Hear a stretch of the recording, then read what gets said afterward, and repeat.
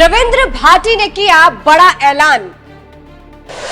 भजन लाल को सबके सामने किया चैलेंज।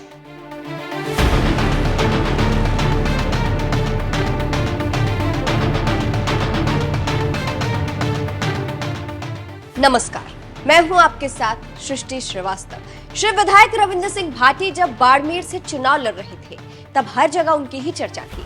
सभी रविंद्र सिंह भाटी के बारे में जानना चाह रहे थे क्योंकि एक अकेले युवा ने मोदी की नींद उड़ा रखी थी। कहा जा रहा था कि भाटी को हराना मुश्किल है। अकेले ही भाटी चुनावी मैदान में थे, लेकिन भाटी को हार का सामना करना पड़ा और सब हैरान रह गए। लेकिन आपको बता दें, भाटी अभी भी हार मानने को तैयार नहीं है। इसीलिए तो उन्होंने सीएम भजन लाल को चैलेंज कर दिया है। दरअसल रविंद्र सिंह भाटी गुड़ामालानी में क्रिकेट प्रतियोगिता के कार्यक्रम में भाग लेने पहुंचे थे, जहां उन्होंने स्वागत समारोह को संबोधित किया। रविंद्र सिंह भाटी ने बड़ा बयान दे दिया। इस दौरान रविंद्र सिंह भाटी कहते हैं, अभी लड़ाई बड़ी है, अभी अभी आया हूं, आगे कई लड़ाइयां लड़नी बाकी है, ये तो शुरुआत है। अब भाटी के इस बयान को भजन लाल से जोड़ा जा रहा है। कहा जा रहा है ये रविंद्र सिंह भाटी का चैलेंज ही है सत्ता में बैठे भजन लाल को कि वो कभी हार नहीं मानने वाले और आगे बीजेपी के खिलाफ लड़ते ही जाएंगे और भी लड़ाई लड़ेंगे। वही बता दें, इसके अलावा भाटी ने युवाओं से कहा, एक लक्ष्य निर्धारित कर आगे बढ़े, खेलों के साथ शिक्षा में भी रुचि लेकर क्षेत्र का नाम रोशन करें। लोकसभा चुनाव में गुड़ामालानी की जनता ने बड़ा प्यार, स्नेह, आशीर्वाद दिया है। बात रविंद्र सिंह भाटी की करें तो अपनी राजनीति की शुरुआत में वो विधानसभा चुनाव के वक्त बीजेपी में शामिल हो गए थे, लेकिन फिर बीजेपी छोड़कर उन्होंने अकेले ही शिव से चुनाव लड़ा और उन्हें जीत भी मिली। भाटी विधायक बने।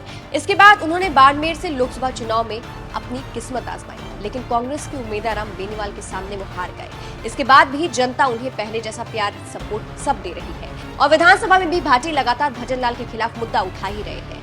उनका एक दमदार ऐसा ही बयान आपको सुनाते हैं। इस खबर पर आपकी क्या राय है, कमेंट करके जरूर बताइएगा। नमस्कार। मैं निवेदन करना चाहूंगा आपके माध्यम से प्रदेश की सरकार से कि बाड़मेर जैसलमेर में कई सारी मल्टीनेशनल कंपनीज है, उसके अंदर कई सारे मजदूर वहां काम करते हैं। कल की अगर घटना की एक बात करूं तो रिफाइनरी के अंदर एक मजदूर की मौत होती है।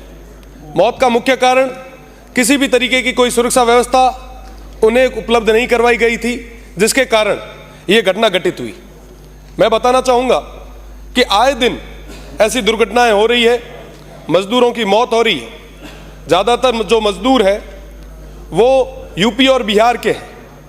उन बेचारों की कोई बात करने तक नहीं आता और न कोई उनके दुख को, उनके दर्द को आगे तक रख पाता है।